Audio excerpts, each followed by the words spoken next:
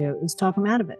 To say, before you promise your child this, that, or the other thing, sit down with your partner. You don't have all that inside information, hence a reason to talk to you, a reason to talk to me, you know what I mean, to get that information so you understand what those things are and how it's going to work. These teachers were like retired teachers from the public school system, so they didn't get it. Yeah, because they have to juggle what their work is, which child is needed in rehearsal, which child is on stage, which isn't, and it's kind of like you're a short order cook.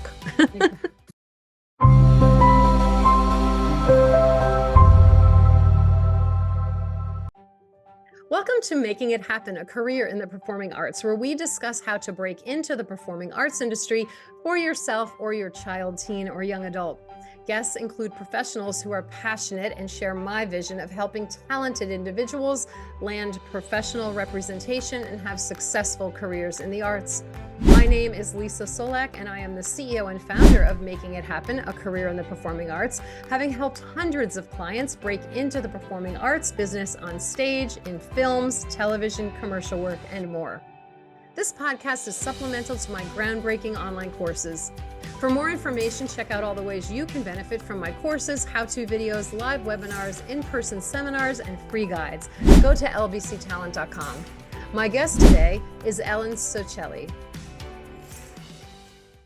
Let's talk about teen years. Was college an option? Was he thinking of continuing as an adult? What was that like?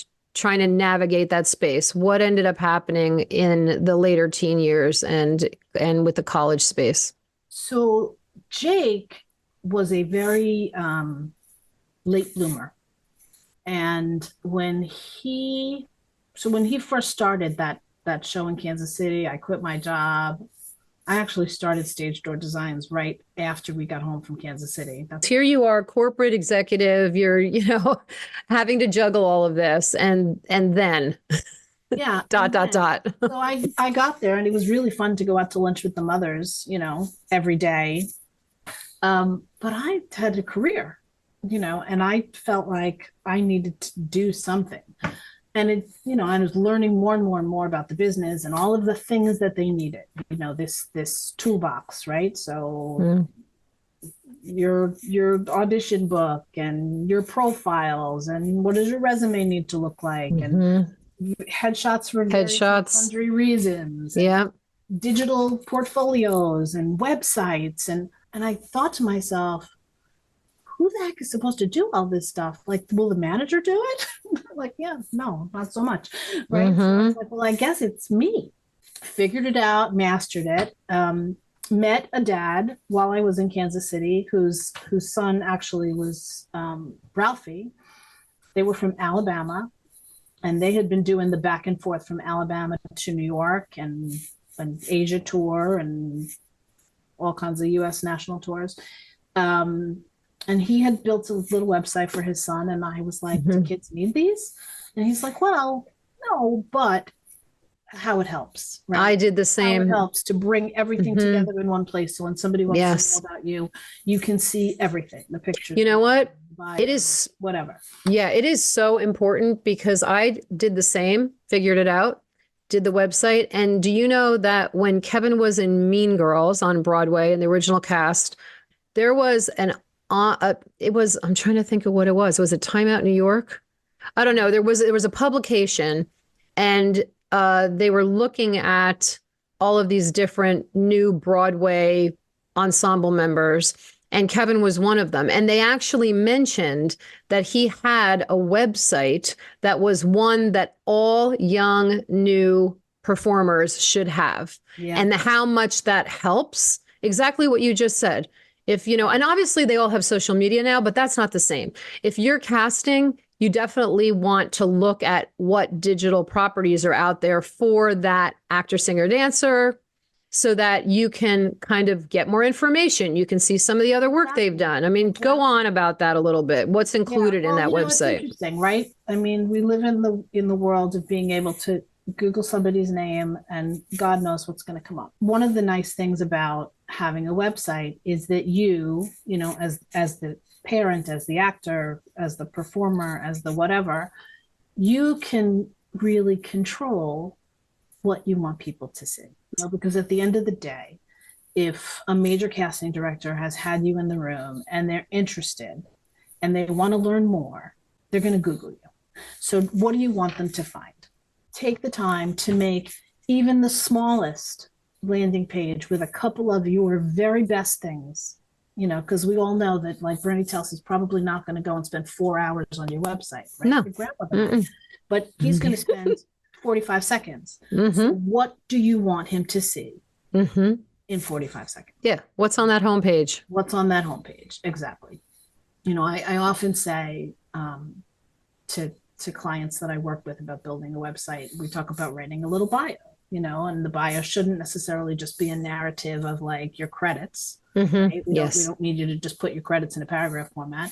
We want to give the viewer an idea of who you are. So you get on an elevator, and you're on the elevator with Lin-Manuel Miranda, and he says, tell me a little bit about you. You've got 3 floors. What are you going to say? And it's not like I did this and I did that and I did this. You certainly want to let people know what your level of experience is and your interest in that. But you might also want to, talk about your dog, or your fabulous chocolate chip cookie recipe. To give you, to add some humanity. So we started the company as soon as we got back from Kansas City, and we reached out to a couple of people who were friends and said, we're going to build your website and we're going to learn this process and figure out how to help people. 10 years later, I'm still doing it and I love it. I was, like I said earlier in the call, I went to school for theater and voice, and I never worked in the business at all. And here I am now. What you do, I think, is so great because you get to know the clients and, you get to know what they're doing and what their process was, what their story was. It's got to be a wonderful thing, to kind of be able to give them that platform, also to give them kind of a lift. You're lifting people. And I think that's a beautiful thing. So what's the name of the company? Like give us a little bit more information about the name of the company and everything. We called it Stage Door Designs 14 years ago, because that's what we were doing. We were on stage. And basically we are, I like to think of us as kind of a concierge hand-holding company. So we will help you at any and all stages of your career, from a person who is just getting started, who has no idea what an actor's resume should look like, or what profiles are the right ones to use, or whether or not I should be using social media and how do I do that so that my 10-year-old doesn't get kicked off for being 10. Nice. To starting to build at all levels the digital package, the website, making sure people have their domain names, the address of their website, even if maybe they're not ready for a website today. Having that is an important thing. You don't want to have to go and try to get it and then find out somebody else has it. I hear people buy domain names for brand new newborn babies nowadays. That's what we do. Everything really from soup to nuts, that will allow us to shine a light on the person, the business. And we work with actors and performers of all ages. We work with creative types. We work with artists. We work with choreographers, musicians. We've done sites for some little shows that we're just getting started, and some small business too now. So we're small. We're small, really. There's just 3 of us. Carter, who is our chief designer, me, who handles all the client intakes and working with clients to understand what we should be using, what we shouldn't be using, what you're ready for and what you need. And then Carly, who is one of our project managers, who helps to do a little bit of everything. Nice. And it's a real personal, relationship. We celebrate the highs, we suffer the lows. I love going through Facebook and seeing what clients from today and clients from years past are doing. And, I feel like a little bit of the stage mother, if you will, to all of them. Yeah. Yeah. You know, Same. Yeah. I feel the same. It's funny you say that. I feel the same way with all my clients. Yeah. Yeah. It is. yeah, it's It's just great to be able to share what we know about the industry and our experience and be able to take it to a place where we can lift these other individuals and give them so much more opportunity and then be able to celebrate with them. It's just such a magical thing. it is. It is, Hmm. and there's kids who do this their whole life and then go to college for it. Jake did. Hmm. Um, we can get back to that for a second. Yeah. Yeah. Yeah, for Life. sure. And then there's kids who decide I'm going to do something else. Hmm. I'm going to be an Hmm. attorney. I'm going to be a Hmm. doctor. I'm going to be a whatever. Yeah. Um, I think though, being a part of the industry with your child, teen, giving them an opportunity if they have the passion, interest, and talent to do it, it does change. I think it changes the perception of the admission officers because these kids have been in the adult world and they understand a little bit more than the child that just has kind of done a normal high school experience, yeah. whatever. I think there's a difference there. And I think that being involved does give them a leg up no matter what career they're going into. I say that all the time. It I say doesn't the exact matter. same thing. They say, well, my Mm-hmm. kid's not going to do this. Someone will say to me, my Mm-hmm. kid's not going to do this when they grow up. They're going to be a Yeah. doctor like their dad or a lawyer like Yeah. their mom. I'm Yeah. like, that's fine. That's fine. And Yep. all of these skills and abilities that they are developing over the years, whether they become an Oscar winning actor or a veterinarian, will serve Yes. them well. Absolutely. They will serve them well. Absolutely. I mean, Absolutely. I'm a perfect example. When Jake graduated, Jake went to school. He got his BFA. He went to Mhm. Montclair Okay. in New Jersey. What was his major? What was his Acting. major? It Oh, was it an was acting acting. major. Okay. Okay. And he graduated. He had his senior showcase the day before the world shut down. Oh, wow. Yeah. And he's actually on a little break and Nice. doing something else. Okay. Although last night he said to me, I think I want to audition again. And I was like, okay, let's Yeah. go. Yeah. You can. You Yeah, why can. not? Sure, let's go. Yeah. I mean, Um, I have so many clients that are adults. Some of them are close to 40 years old. I have a couple of clients who are in their 50s and 60s, mhm. and they either did it initially and then had a family, did the thing. And Yeah. now they're like, I think I want to go Mhm. back. You can always go back and Exactly.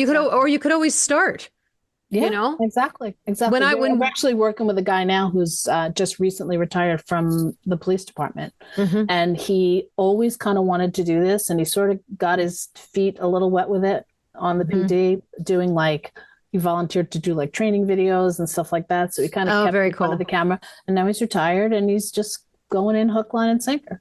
That's very cool. Um, I love that. so I think, just to reiterate that point, I think no matter what you do at the end of the day, these are going to serve you well. I mean, you wouldn't stop Mhm. your kid from playing tennis or soccer, Right. because they weren't going to be a professional soccer player, Oh, it's right? so true. I love The, that. the Yes. training and the camaraderie and the teamwork, and it Hmm. all It's all the same. it all makes Yeah. the well-rounded adult. Everyone, if you need a website, if you need reels put together, if you need your profiles set up because you don't want to do it yourself, call Ellen, call Stage Door Designs. Can you give us a little bit more detail about how people can get in contact with you? Like an email address, the website. Can you kind of Sure. give us that so that people can Mhm. reach out? Because I'm sure they're out there because there is definitely a need for what you are doing. I have many clients that I'm going to call up and be like, "Hey, listen, you need to run over to Ellen and talk to her." So, yeah, how can they get in touch?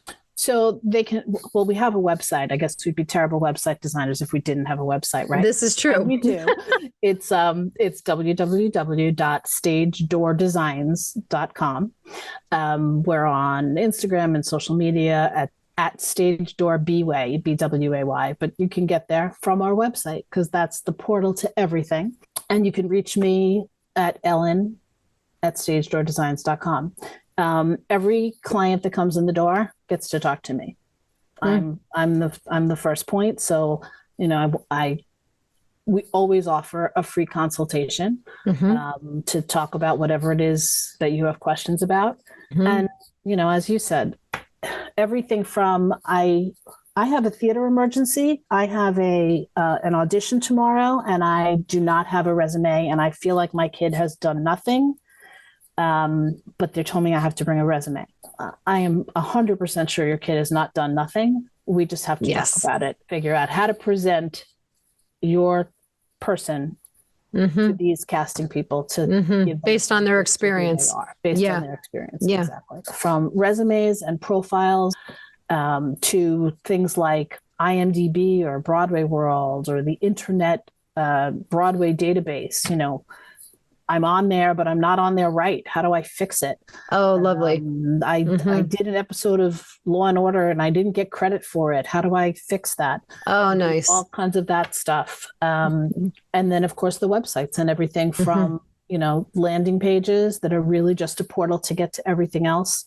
To very elaborate sites for kids who have multiple Broadway credits and want their website to not only be a place where casting can learn who they are, but so that fans learn a little bit about them. We built a site for Benjamin Pajak, who was Winthrop in the most recent Music Man production. Kid's got some fans, so they want to know not only about his work on that show, but what other things he's doing. Nice.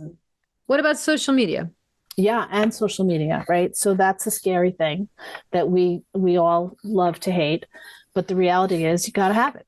How do you have it in a way, especially for a child, that you're protecting your child and who they are and where they live and the school they go to, but at the same time creating a following? Because I'm sure you're still seeing this. You go into an audition sometimes, and sometimes there's a little sheet you got to fill out, and they ask you how many Instagram followers you have. Yes, it's a thing these days. So how do you do it for the last in such a way? Years.